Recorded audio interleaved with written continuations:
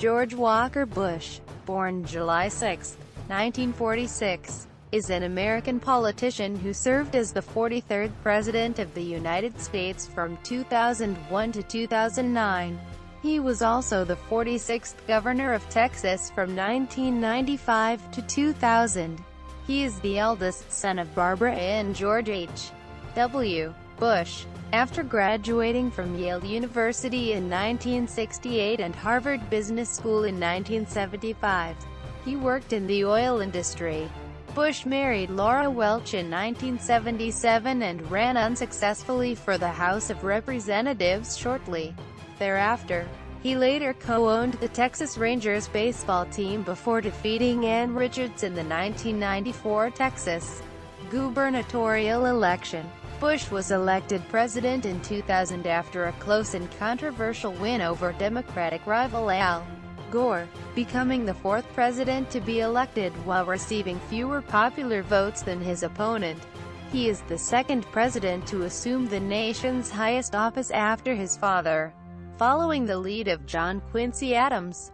He is also a brother of Jeb Bush, a former governor of Florida who was a candidate for the Republican presidential nomination in the 2016 presidential election. The September 11th terrorist attacks occurred 8 months into Bush's first term as president. Bush responded with what became known as the Bush Doctrine, launching a war on terror, an international military campaign that included the war in Afghanistan in 2001 and the Iraq War in 2003. He also promoted policies on the economy, health care, education, Social Security reform, and amending the Constitution to prohibit same-sex marriage. He signed into law broad tax cuts, the Patriot Act, the No Child Left Behind Act, the Partial Birth Abortion Ban Act, Medicare prescription drug benefits for seniors, and funding for the AIDS relief program known as PEPFAR. His tenure include national debates on immigration, Social Security, electronic surveillance, and torture. In the 2004 presidential race, Bush defeated Democratic Senator John Kerry in another relatively close election. After his re-election, Bush received increasingly heated criticism from across the political spectrum for his handling of the Iraq War, Hurricane Katrina, and other challenges. Amid this criticism, the Democratic Party regained control of Congress in the 2006 elections.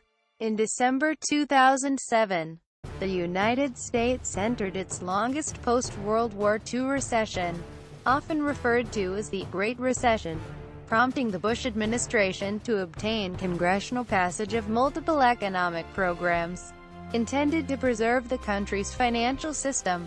Nationally, Bush was both one of the most popular and unpopular presidents in history, having received the highest recorded presidential approval ratings in the wake of the September 11th attacks, as well as one of the lowest approval ratings during the 2008 financial crisis. Bush left office in 2009, returning to Texas, where he purchased a home in Crawford.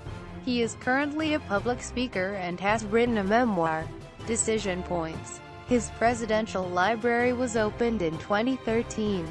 His presidency has been ranked among the worst in historians' polls published in the late 2000s and 2010s. Early life and career. George W. Bush with his parents, Barbara and George H. W. Bush, c. 1947, when Harry Truman was the president. George Walker Bush was born on July 6, 1946, at Grace New Haven Hospital, now Yale New Haven the hospital, in New Haven, Connecticut. Education. Bush attended public schools in Midland, Texas, until the family moved to Houston after he had completed 7th grade. He then spent 2 years at the Kincaid School, a prep school in Houston. Bush attended high school at Phillips Academy, a boarding school, then all-male, in Andover, Massachusetts, where he played baseball and was the head cheerleader during his senior year. Beginning in the fall of 1973, Bush attended Harvard Business School. He graduated in 1975 with an M.B.A. degree. He is the only U.S. president to have earned an M.B.A. Family and personal life. At a backyard barbecue in 1977, friends introduced him to Laura Welch, a schoolteacher and librarian. After a 3-month courtship, she accepted his marriage proposal and they wed on November 5 of that year. Prior to his marriage, Bush had multiple episodes of alcohol abuse. Bush has been an avid reader throughout his adult life, preferring biographies and histories. Military career. In May 1968, Bush was commissioned into the Texas Air National Guard. In late 1972 and early 1973, he drilled with the 187th Fighter Wing of the Alabama Air National Guard, having moved to Montgomery, Alabama, to work on the unsuccessful U.S. Senate campaign of Republican Winton M. Blunt. Business career. In 1977, Bush established Arbusto Energy, a small oil exploration company, although it did not begin operations until the following year. In April 1989, Bush purchased a controlling interest in the Texas Rangers baseball franchise, where he served as managing general partner for 5 years. Early political involvement.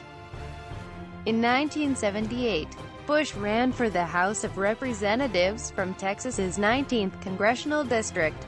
The retiring member, George H. Min, had held the district for the Democratic Party since 1935.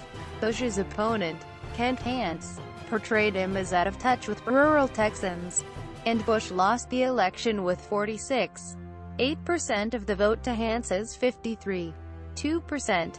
Bush and his family moved to Washington, D.C. in 1988 to work on his father's campaign for the U.S. presidency. Governor of Texas. Bush declared his candidacy for the 1994 Texas gubernatorial election at the same time that his brother Jeb sought the governorship of Florida. His campaign focused on 4 themes: welfare reform, tort reform, crime reduction, and education improvement.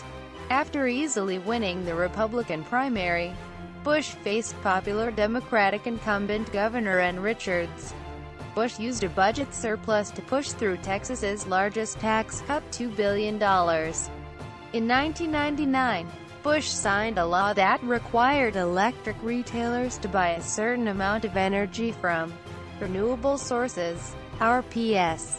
In 1998, Bush won re-election with a record.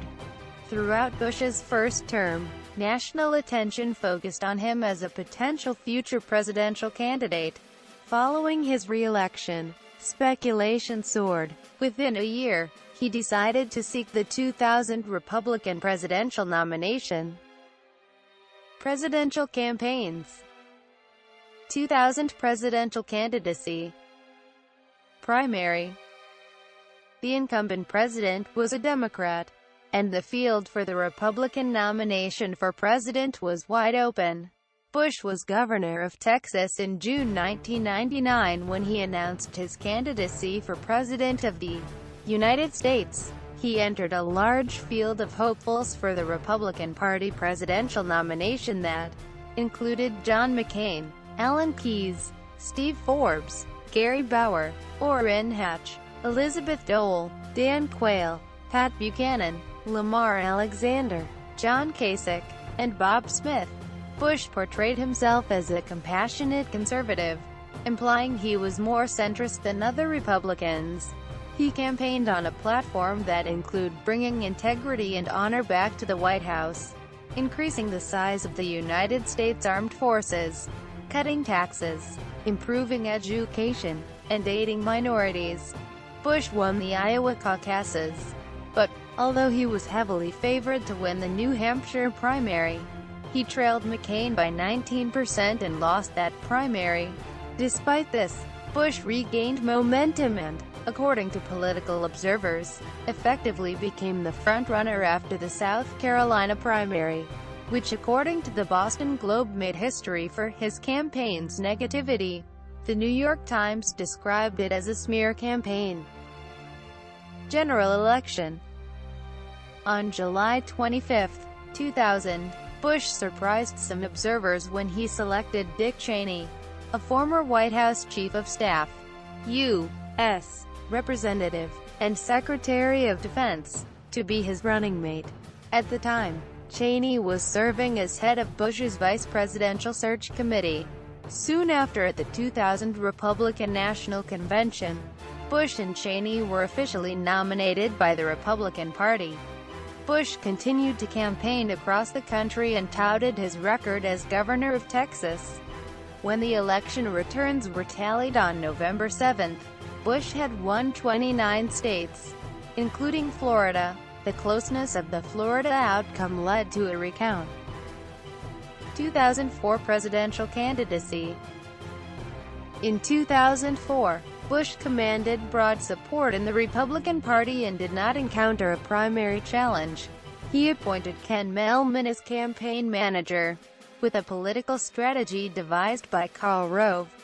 The Bush campaign advertised across the U.S. against Democratic candidates, including Bush's emerging opponent, Massachusetts Senator John Kerry. Kerry and other Democrats attacked Bush on the Iraq War, and accused him of failing to stimulate the economy and job growth.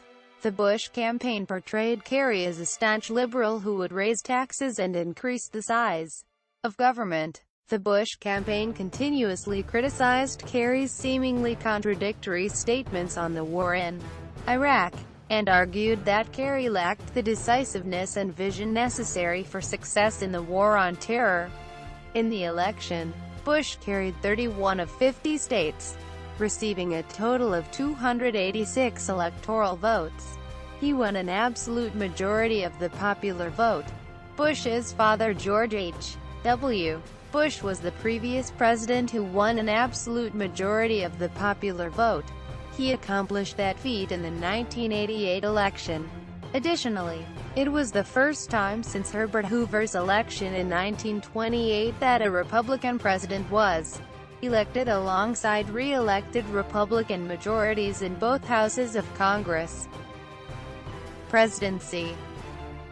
Main articles. Presidency of George W. Bush. George W. Bush's first term as President of the United States, and George W. Bush's second term as President of the United States. Bush had originally outlined an ambitious domestic agenda, but his priorities were significantly altered following the September 11, 2001, terrorist attacks. Domestic policy. Economic policy. Bush took office during a period of economic recession in the wake of the bursting of the dot-com bubble. The increase in spending was more than under any predecessor since Lyndon B. Johnson. The surplus in fiscal year 2000 was $237 billion, the third consecutive surplus and the largest surplus ever. Another tax cut program was passed that year. During the 2001 to 2008 years, GDP grew at an average annual rate of 2.125%. Bush entered office with the Dow Jones Industrial Average at 10,587, and the average peaked in October 2007 at over 14,000. When Bush left office, the average was at 7,949, one of the lowest levels of his presidency. Deficit and debt increases. 2001, 2009. Gross debt has increased over $500 billion each year since FY 2003. Unemployment originally rose from 4.2% in January 2001 to 6.3% in June 2003, but subsequently dropped to 4.5% as of July 2007. In December 2007, the United States entered the longest post-World War II recession. Many economists and world governments determined that the situation became the worst financial crisis since the Great Depression. In November 2008, over 500,000 jobs were lost, which marked the largest loss of jobs in the United States in 34 years. Education and health. Bush undertook a number of educational agendas, such as increasing the funding for the National Science Foundation and National Institutes of Health in his first years of office, and creating education programs to strengthen the grounding in science and mathematics for American high school students. Funding for the NIH was cut in 2006, the first such cut in 36 years, due to rising inflation. One of the administration's early major initiatives was the No Child Left Behind Act, which aimed to measure and close the gap between rich and poor student performance, provide options to parents with students in low-performing schools, and target more federal funding to low-income schools. This landmark education initiative passed with broad bipartisan support, including that of Senator Ted Kennedy of Massachusetts. After being re-elected, Bush signed into law a Medicare drug benefit program that, according to Jan Crawford, resulted in the greatest expansion in America's welfare state in 40 years. The bill's costs approached $7 trillion. Social services and Social Security. Following Republican efforts to pass the Medicare Act of 2003, Bush signed the bill, which included major changes to the Medicare program by providing beneficiaries with some assistance in paying for prescription drugs, while relying on private insurance for the delivery of benefits. President Bush discussing Social Security reform at the Lake Nona YMCA Family Center in Orlando, Florida, March 18, 2005. Bush began his second term by outlining a major initiative to reform Social Security.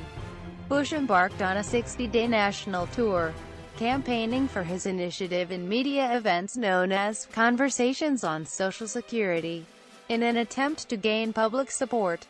After the Democrats gained control of both houses of Congress as a result of the 2006 midterm elections, there was no prospect of further congressional action on the Bush proposal for the remainder of his term in office. Environmental policies. Upon taking office in 2001, Bush stated his opposition to the Kyoto Protocol, an amendment to the United Nations Framework Convention on Climate Change which seeks to impose mandatory targets for reducing greenhouse gas emissions. Citing that the treaty exempted 80% of the world's population, he also cited that the Senate had voted 95-0 in 1997 on a resolution expressing its disapproval of the protocol. In May 2001, Bush signed an executive order to create an interagency task force to streamline energy projects. In 2002, Bush announced the Clear Skies Act of 2003. The initiative was introduced to Congress, but failed to make it out of committee. Later in 2006, Bush declared the Northwestern Hawaiian Islands a national monument, creating the largest marine reserve to date. The Papahanaumokuakea Marine National Monument comprises 84 million acres and is home to 7,000 species of fish, birds, and other marine animals, many of which are specific to only those islands. Bush has said that he believes that global warming is real. Energy policies. In his 2006 State of the Union address, Bush declared, "America is addicted to oil," and announced his Advanced Energy Initiative to increase energy development research. President Bush delivering a statement on energy, urging Congress to end offshore oil drill ban, June 18, 2008. In his 2007 State of the Union address, Bush renewed his pledge to work toward diminished reliance on foreign oil by reducing fossil fuel consumption and increasing alternative fuel production. In his 2008 State of the Union address, Bush announced that the U.S. would commit $2 billion over the next 3 years to a new international fund to promote clean energy technologies and fight climate change, saying, along with contributions from other countries, this fund will increase and accelerate the deployment of all forms of cleaner, more efficient technologies in developing nations like India and China, and help leverage substantial private sector capital by making clean energy projects more financially attractive. Quote, he also announced plans to reaffirm the United States' commitment to work with major economies and, through the UN, to complete an international agreement that will slow, stop, and eventually reverse the growth of greenhouse gases. He stated, this agreement will be effective only if it includes commitments by every major economy and gives none a free ride. Quote, stem cell research and first veto. Federal funding for medical research involving the creation or destruction of human embryos through the Department of Health and Human Services and the National Institutes of Health has been forbidden by law since the passage in 1995 of the Dickey-Wicker Amendment by Congress and the signature of President Bill Clinton. Genetic non-discrimination. On May 21, 2008, President George W. Bush signed into law the Genetic Information Non-Discrimination Act, GINA. The bill aims to protect Americans against discrimination based on their genetic information when it comes to health insurance and employment. The issue had been debated for 13 years before becoming law. It is designed to protect citizens while not hindering genetic research. Immigration. President Bush discussing border security with Homeland Security Director Michael Chertoff near El Paso, November 2005.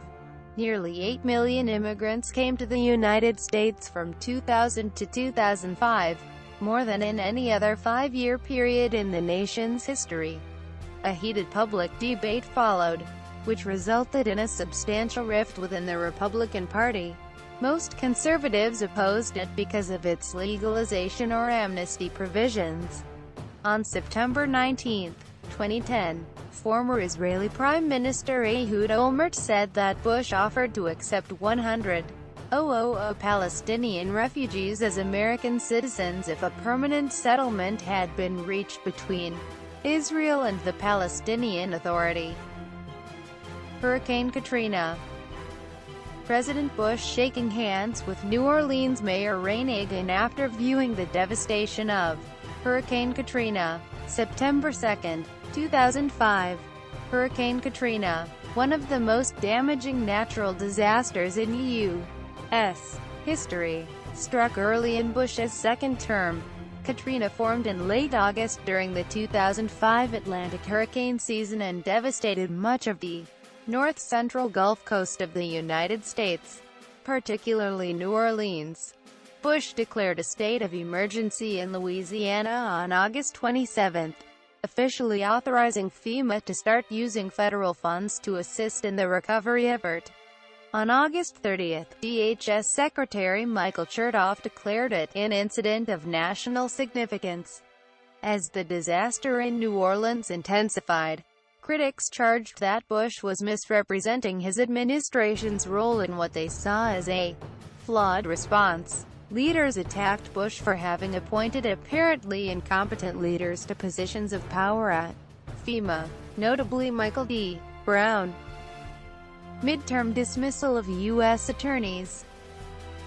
President Bush announcing his nomination of Alberto Gonzales as the next U.S. Attorney General, November 10, 2004. During Bush's second term, a controversy arose over the Justice Department's midterm dismissal of 7 United States attorneys. Although congressional investigations focused on whether the Justice Department and the White House were using the U.S. attorney positions for political advantage, no official findings have been released. On March 10, 2008, the Congress filed a federal lawsuit to enforce their issued subpoenas. In all, 12 Justice Department officials resigned rather than testify under oath before Congress. They included Attorney General Alberto Gonzales. In 2010, the Justice Department investigator concluded that though political considerations did play a part in as many as 4 of the attorney firings. Foreign policy. In July 2001, Bush visited Pope John Paul II at Castel Gandolfo. In his 2002 State of the Union address, Bush referred to an axis of evil including Iraq, Iran and North Korea. Those invasions led to the toppling of the Taliban regime in Afghanistan and the removal of Saddam Hussein from power in Iraq. Bush began his second term with an emphasis on improving strained relations with European nations. He appointed longtime advisor Karen Hughes to oversee a global public relations campaign. Bush lauded the pro-democracy struggles in Georgia and Ukraine. In March 2006, a visit to India led to renewed ties between the two countries, reversing decades of U.S. policy. This is in stark contrast to the stance taken by his predecessor, Clinton, whose approach and response to India after the 1998 nuclear tests was that of sanctions and hectoring. The relationship between India and the United States was one that dramatically improved during Bush's tenure. Midway through Bush's second term, it was questioned whether Bush was retreating from his freedom and democracy agenda, highlighted in policy changes towards some oil-rich former Soviet republics in Central Asia. In an address before both houses of Congress on September 20, 2001, Bush thanked the nations of the world for their support following the September 11 attacks. He specifically thanked UK Prime Minister Tony Blair for traveling to Washington to show unity of purpose with America, and said, "America has no truer friend than Great Britain." Quote. September 11 attacks. President Bush, standing with firefighter Bob Beckwith, addressing rescue workers at Ground Zero in New York. September 14, 2001. The September 11 terrorist attacks were a major turning point in Bush's presidency. That evening, he addressed the nation from the Oval Office, promising a strong response to the attacks. He also emphasized the need for the nation to come together and comfort the families of the victims. On September 14, he visited Ground Zero, meeting with Mayor Rudy Giuliani, firefighters, police officers, and volunteers. Bush addressed the gathering via a megaphone while standing on a heap of rubble. To much applause. "I can hear you. The rest of the world hears you. And the people who knocked these buildings down will hear all of us soon." Quote. In a September 20 speech, Bush condemned Osama bin Laden and his organization Al-Qaeda, and issued an ultimatum to the Taliban regime in Afghanistan, where bin Laden was operating, to hand over the terrorists, or share in their fate. War on Terrorism. President Bush presenting former British Prime Minister Tony Blair with the Presidential Medal of Freedom. January 13, 2009. After September 11, Bush announced a global war on terror. The Afghan Taliban regime was not forthcoming with Osama bin Laden, so Bush ordered the invasion of Afghanistan to overthrow the Taliban regime. Dissent and criticism of Bush's leadership in the war on terror increased as the war in Iraq continued. Afghanistan invasion. President Bush and President Hamid Karzai of Afghanistan appearing at a joint news conference in Kabul, March 1, 2006. On October 7, 2001, U.S. and British forces initiated bombing campaigns that led to the arrival of Northern Alliance troops in Kabul on November 13. The main goals of the war were to defeat the Taliban, drive al-Qaeda out of Afghanistan, and capture key al-Qaeda leaders. In December 2001, the Pentagon reported that the Taliban had been defeated.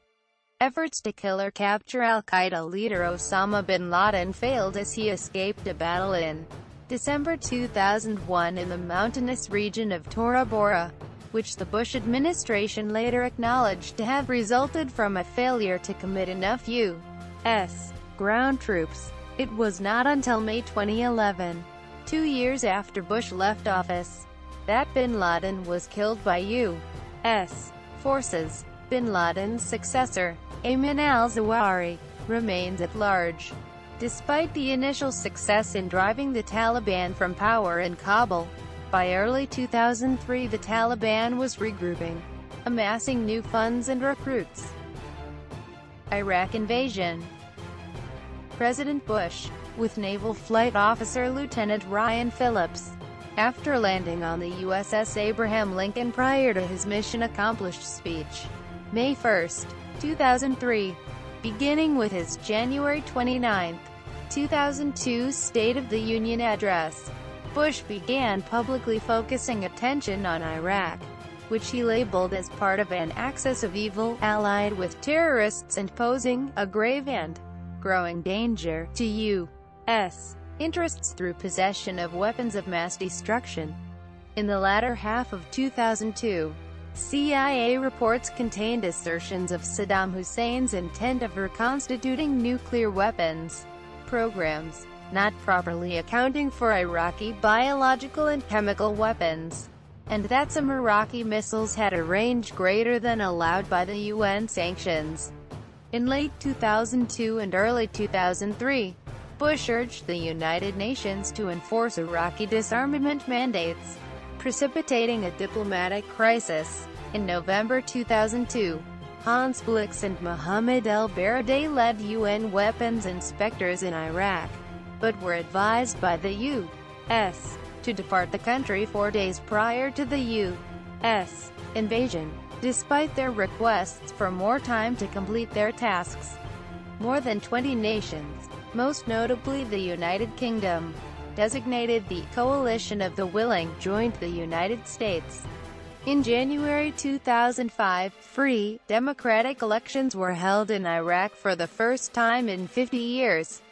On January 10, 2007, Bush announced a surge of 2,500 more troops for Iraq, as well as a job program for Iraq's more reconstruction proposals, and $1.2 billion for these programs.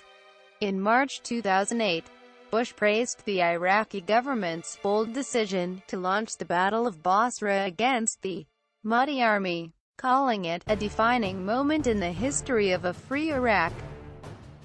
Surveillance. Following the events of September 11, Bush issued an executive order authorizing the president's surveillance program, which included allowing the NSA to monitor communications between suspected terrorists outside the U.S. and parties within the U.S., without obtaining a warrant as required by the Foreign Intelligence Surveillance Act. Interrogation policies.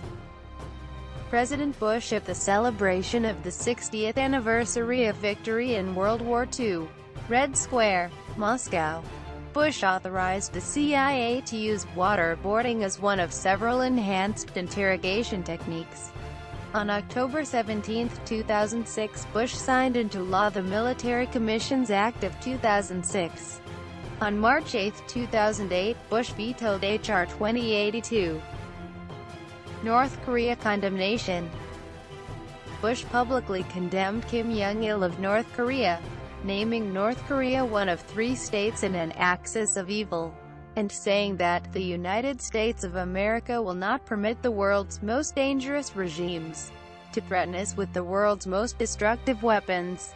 Quote, on June 22, 2010, while South Korea prospers, the people of North Korea have suffered profoundly, he said, adding that communism had resulted in dire poverty, mass starvation and brutal suppression. In recent years, he went on to say, the suffering has been compounded by the leader who wasted North Korea's precious few resources on personal luxuries and nuclear weapons programs. Quote, serious sanctions. Bush expanded economic sanctions on Syria. Africa. Bush initiated the Presidency Emergency Plan for AIDS Relief Program, PEPFAR. The U.S. government has spent some $44 billion on the project since 2003, a figure that includes $7 billion contributed to the Global Fund to fight AIDS, tuberculosis, and malaria, a multilateral organization. Assassination Attempt. On May 10, 2005, Vladimir Aratunian, a native Georgian who was born to a family of ethnic Armenians, threw a live hand grenade toward a podium where Bush was speaking at Freedom Square in Tbilisi, Georgia. Georgian President Mikhail Saakashvili was seated nearby. It landed in the crowd about 65 feet from the podium after hitting a girl, but it did not detonate. Aratunian was arrested in July 2005, confessed, was convicted and was given a life sentence in January 2006. Other issues.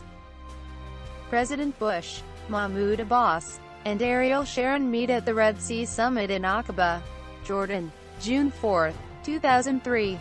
Bush withdrew U.S. support for several international agreements, including the Anti-Ballistic Missile Treaty, ABM, with Russia. He also signed the Strategic Offensive Reductions Treaty with Russia. Bush emphasized a careful approach to the conflict between Israel and the Palestinians.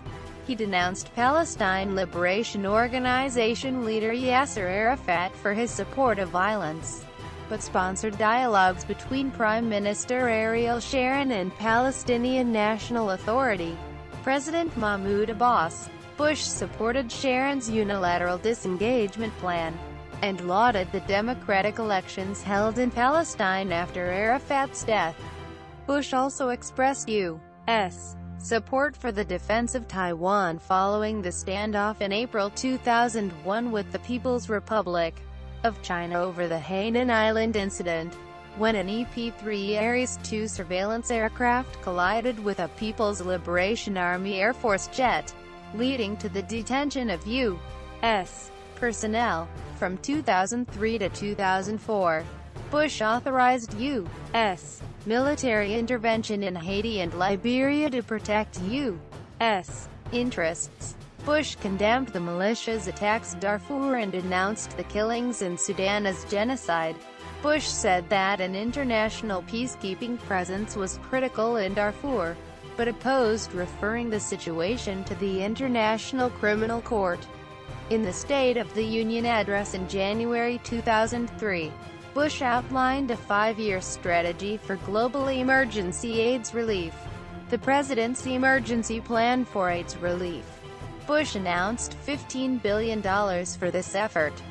On June 10, 2007, Bush met with Albanian Prime Minister Sali Berisha and became the first president to visit Albania. Bush opened the 2002 Winter Olympics in Salt Lake City, Utah. Departing from previous practice, he stood among a group of U.S. athletes rather than from a ceremonial stand or box, saying, "On behalf of a proud, determined, and grateful nation, I declare open the Games of Salt Lake City," celebrating the Olympic Winter Games.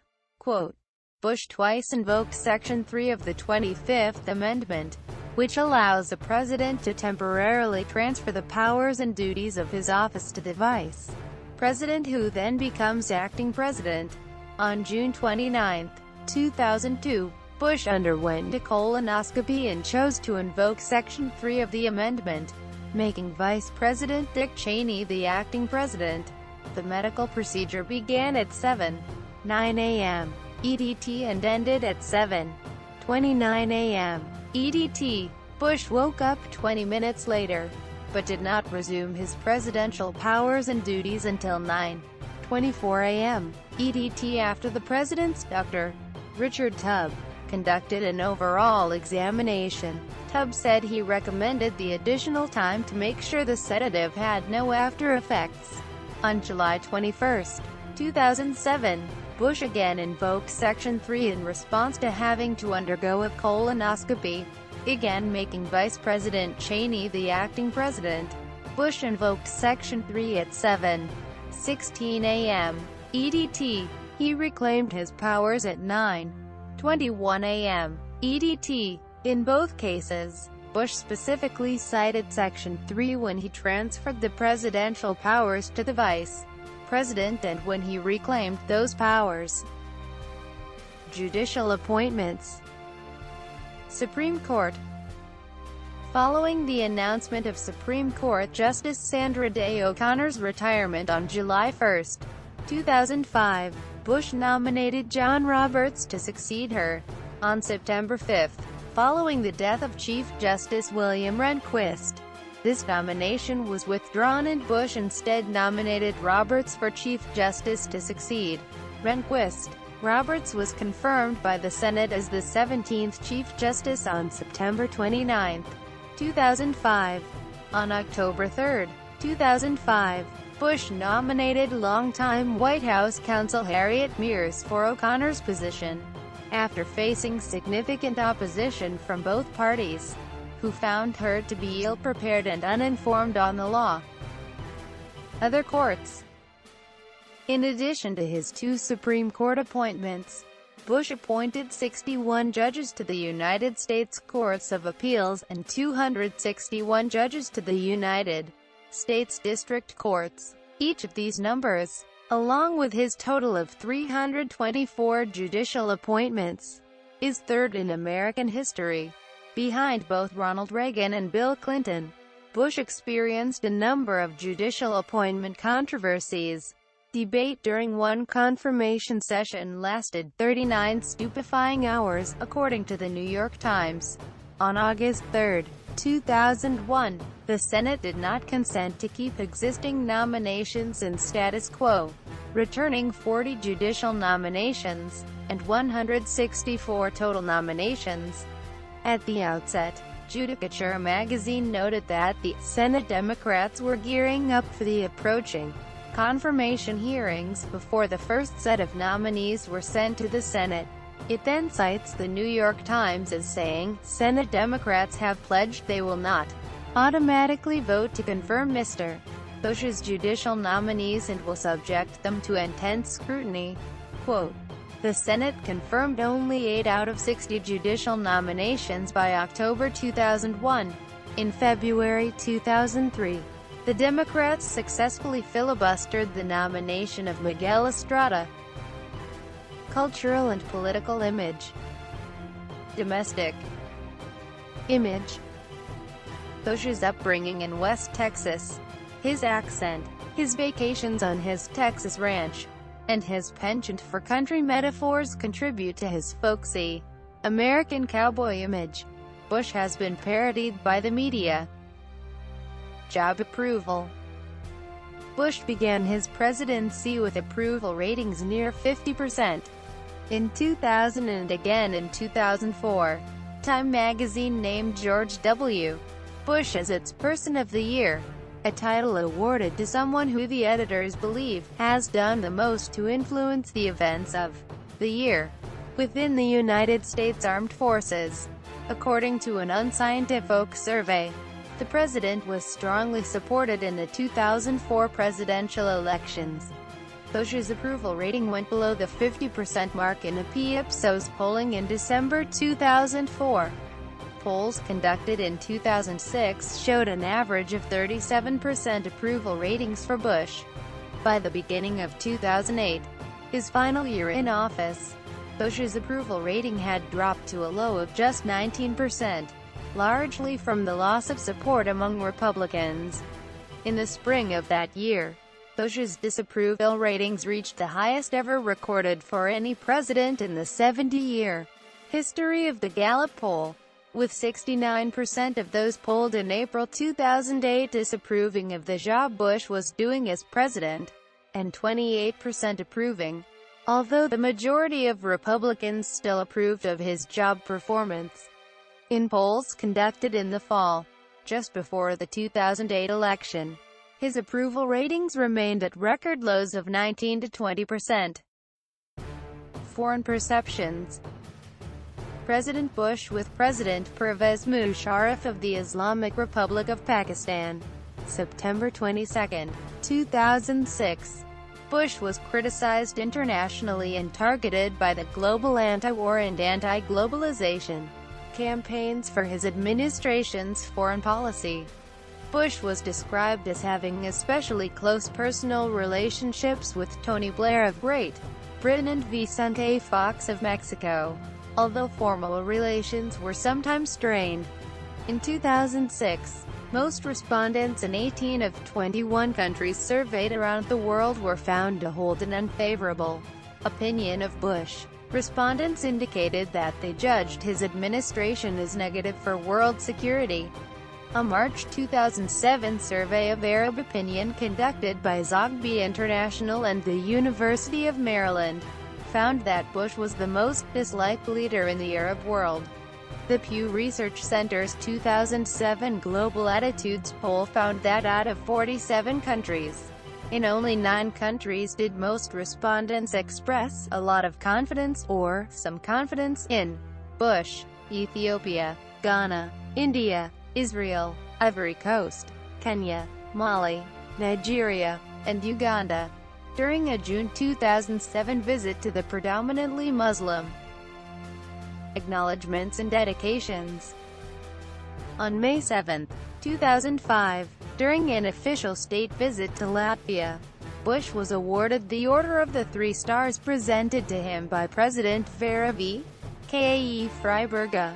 In 2012, Estonian President Toomas Hendrik Ilves awarded Bush the Order of the Cross of Terra Mariana for his work in expanding NATO. Reception. The Bush presidency has been ranked among the worst in surveys of presidential scholars published in the late 2000s and 2010s. After his re-election in 2004, Bush received increasingly heated criticism from across the political spectrum. For his part, Bush said in 2013, "Ultimately, history will judge the decisions I made, and I won't be around because it will take time for the objective historians to show up. So I am pretty comfortable with it. I did what I did." Quote. Post-presidency. Residence. George and Laura Bush waving to a crowd of 1,000 at Andrews Air Force Base before their final departure to Texas. January 20, 2009. Following the inauguration of Barack Obama, Bush and his family flew from Andrews Air Force Base to a homecoming celebration in Midland, Texas, following which they returned to their ranch in Crawford, Texas. He makes regular appearances at various events throughout the Dallas-Fort Worth area, most notably when he conducted the opening coin toss at the Dallas Cowboys' first game in the team's new stadium in Arlington. On August 6, 2013, Bush was successfully treated for a coronary artery blockage with a stent. The blockage had been found during an annual medical examination. In reaction to the 2016 shooting of Dallas police officers, Bush stated, "Laura and I are heartbroken by the heinous acts of violence in our city last night. Murdering the innocent is always evil. Never more so than when the lives taken belong to those who protect our families and communities." Quote.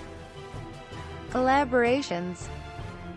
In January 2010, at President Obama's request, Bush and Bill Clinton established the Clinton-Bush Haiti Fund to raise contributions for relief and recovery efforts following the 2010 Haiti earthquake earlier that month. On May 2, 2011, President Obama called Bush, who was at a restaurant with his wife, to inform him that Osama bin Laden had been killed. Visual art. After serving as president, Bush began painting as a hobby. Subjects have included dogs and still life. His paintings have been met with a lukewarm reception from art critics. Bill Arning, director of the Contemporary Arts Museum Houston, called his portraits thickly painted in what I would call high amateur mode, and wrote, "I would say they need to be less based on photographic reproduction." You can tell when someone is taking a found photograph and making a painting out of it. Legacy. President Bush's legacy continues to develop today. Supporters credit Bush's counterterrorism policies with preventing another major terrorist attack from occurring in the U.S. after 9/11, and also praise individual policies such as the Medicare prescription drug benefit and the AIDS relief program known as PEPFAR. Critics often point to his handling of the Iraq War, specifically the failure to find weapons of mass destruction that were the main rationale behind the initial invasion, as well as his handling of tax policy, Hurricane Katrina, and the 2008 financial crisis as proof that George W. Bush was unfit to be president. Several historians and commentators hold the view that Bush was one of the most consequential presidents in American history. Princeton University scholar Julian Salazar described Bush's presidency as a transformative one, and said that, "Some people hate him.